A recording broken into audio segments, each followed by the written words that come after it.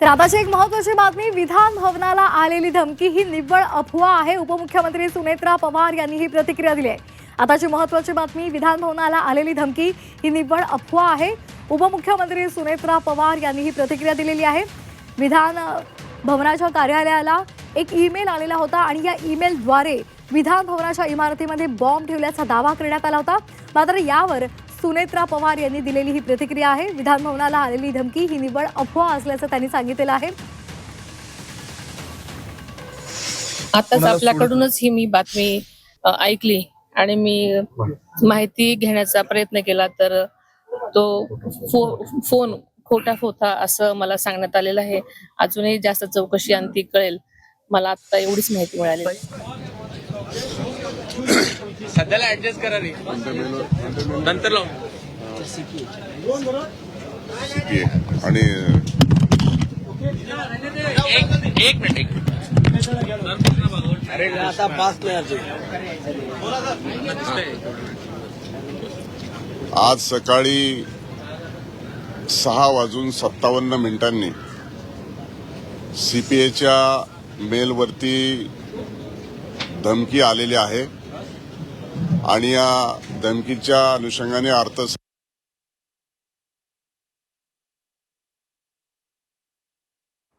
तर विधान भवनामध्ये सध्या सर्च ऑपरेशन राबवलं जाते, शोध मोहीम राबवली जाते. बॉम्ब शोधक पथक सुद्धा तिथे गेलेलं आहे आणि त्या माध्यमातून खरोखरच कुठे बॉम्ब ठेवलेला आहे का याची शहानिशा केली जाते. BDDS bomb detection and disposal squad आणि डॉग स्क्वॉड यांनी विधान भवनामध्ये प्रवेश करून सर्व सखोल अशी तपासणी सुरू आहे. विधान भवनासह आणखी 4 महत्त्वाच्या ठिकाणी देखील ही धमकी देण्यात आलेली आहे. त्या पार्श्वभूमीवरती पोलीस यंत्रणेने आणि आवश्यक ती दखल घेतलेली आहे. संपूर्ण तपास हा सुरू आहे. थोड्या वेळापूर्वीच आमचे सुरक्षा अधिकारी आणि जे तपासाचे अधिकारी आहेत त्यांच्या चर्चा होऊन आता विधान भवनाचं अधिवेशन सुरू असल्या कारणानं सर्व अधिकाऱ्यांना प्रवेश दिलेला आहे. विधानसभा 9:45ला सुरू होते आहे. विधान परिषद ही 10 वाजता सुरू होणार आहे आणि त्या पार्श्वभूमीवरती अतिशय संवेदनशील आणि संपूर्ण महाराष्ट्राचं लक्ष असलेलं हे अर्थसंकल्पीय अधिवेशन असल्या कारणानं ही धमकी प्राप्त झालेली आहे. त्या धमकीच्या पार्श्वभूमीवरती संपूर्ण विधान भवनामध्ये आता तपासणी सुरू आहे. धमकी देणाऱ्यांना नाव लिहिलंय का? धमकी देणाऱ्याचं नाव आहे का त्याच्यामध्ये? कुठली संघटना आहे किंवा कुणी तो मेल पाठवलेला आहे? अधिकची माहिती त्या संदर्भामध्ये अधिकची माहिती आता एवढ्या लवकर आणि घाईघाईनं आपल्यासमोर उघड करणं योग्य होणार नाही. तपासाचा आणि चौकशीचा आणि एवढ्या मोठ्या प्रमाणामध्ये ही धमकी असल्या कारणानं चौकशी अंती सर्व ती माहिती आपल्यासमोर देण्यात येईल. 4 महत्त्वाचे ठिकाणं नेमकी कोणती आहेत? कारण की त्याच्यामध्ये स्टॉक एक्सचेंज आहे, मेट्रो आहे, हायकोर्ट आहे आणि बँक आहे. असे 4 महत्त्वाचे ठिकाणी देखील विधान भवनाबरोबरच या 4 महत्त्वाच्या ठिकाणांचा देखील त्यामध्ये समावेश आहे आणि त्यामध्ये टायमिंगसुद्धा दिलेलं आहे आणि म्हणून त्या अनुषंगानं जास्त आवश्यक ती खबरदारी राज्य सरकारच्या वतीनं आणि जी आवश्यक ती तपासणी आणि चौकशी आणि बॉम्ब डिटेक्शन अँड डिस्पोजल स्क्वॉडच्या माध्यमातून, डॉग स्क्वॉडच्या माध्यमातून आवश्यक ती कारवाई सुरू आहे, तपासणी सुरू आहे.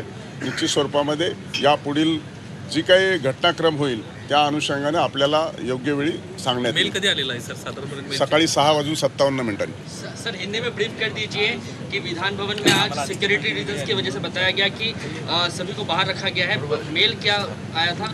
आज सुबह अर्ली इन द मॉर्निंग 6:57 में जो सीपीए के मेल पे एक मैसेज आया है और विधान भवन में अटैक करने और बॉम्ब ब्लास्ट करने की धमकी दी है और उसके साथ 4 महत्वपूर्ण जगह पे भी ऐसा बॉम्ब ब्लास्ट होने वाला था. इसी वजह से पुलिस ने परमिशन लेके अंदर विधान भवन में अंदर गए हैं और पूरा BDDS और डॉग स्क्वाड पूरा इंक्वायरी कर रहा है और उसके बाद इंक्वायरी करने के बाद जो कुछ भी होगा जो आपके सामने तब बाद में हम बताएंगे। विधान भवन के अतिरिक्त आप जो कह रहे हैं कि अन्य जगहों पर भी बॉम्ब विस्फोट करने की बात कही गई, तो उसमें कौन कौन सी जगह जो शामिल है? मुंबई में महत्वपूर्ण जगह है, वहाँ स्टॉक एक्सचेंज है, मेट्रो है और मुंबई हाई कोर्ट है और बैंक है। इस 4 जगह का भी इस मेल में समावेश है। फिलहाल इस समय बॉम्ब स्क्वाड है मौजूद और चेकिंग चल रही है। सब चेकिंग चल रही है अंदर, हम अभी पहुंचे हैं, सब देखेंगे और जो कुछ भी है बाद में बताएंगे। ठीक है, धन्यवाद। थँक्यू. आज सकाळी 6:57 हा धमकीचा ईमेल आल्याचं राम शिंदे यांनी सांगितलेलं आहे. विधान भवनासह इतर 4 महत्त्वाच्या ठिकाणी सुद्धा ती उडवून टाकू असं या धमकीच्या मेलमध्ये म्हटलेलं आहे. आणि त्यामुळे सध्या विधान भवनामध्ये सखोल तपास केला जातोय बॉम्बशोधक पथकाकडून आणि त्याचबरोबर पोलिसांकडून. त्यामुळे तिथल्या सर्व कर्मचाऱ्यांना आणि तिथे आत उपस्थित असलेल्या सर्वांना बाहेर काढलेलं आहे. पोलीस यंत्रणेनं याची दखल घेतलेली आहे आणि सध्या तपास सुरू असल्याचं राम शिंदेंनी म्हटलेलं आहे. बॉम्ब आणि मिसाईलची धमकी देण्यात आलेली आहे. शेअर मार्केट, मेट्रो, त्याचबरोबर हायकोर्ट आणि बँकेला उडवून देण्याची धमकी या ईमेलमध्ये आहे. बॉम्ब आणि मिसाईलची धमकी दिलेली आहे आणि त्यामुळे आता सध्या विधिमंडळाच्या इमारतीमध्ये बॉम्बशोधक पथकासहित पोलिसांचं पथक दाखल झालेलं आहे आणि त्यांच्याकडून या संपूर्ण ठिकाणची सखोल तपासणी केली जाते.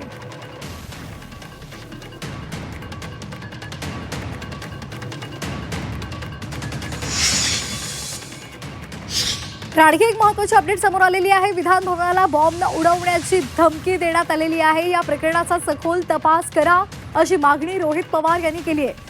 आरोपीला लवकरात लवकर ताब्यात घ्या असंही त्यांनी म्हटलंय. फार घातक आणि फार चुकीची गोष्ट आहे. काल आपण जर बघितलं तर जम्मू काश्मीरमध्ये सुद्धा फारुख अब्दुल्ला साहेबांवर एक तिथं ॲसेसिनेशनचा प्रयत्न तिथं झाला आणि आता महाराष्ट्रामध्ये ची धमकी तिथं दिली गेली असेल. मग काळजी तर घेतलीच पाहिजे. कुठून फोन आला, कसा फोन आला हे बघण्याची जरूरत आहे. होम डिपार्टमेंटच्या माध्यमातून इन्व्हेस्टिगेट करून तपास करून जो कुठला व्यक्ती असेल त्याला ताब्यात घेणं महत्त्वाचं आहे.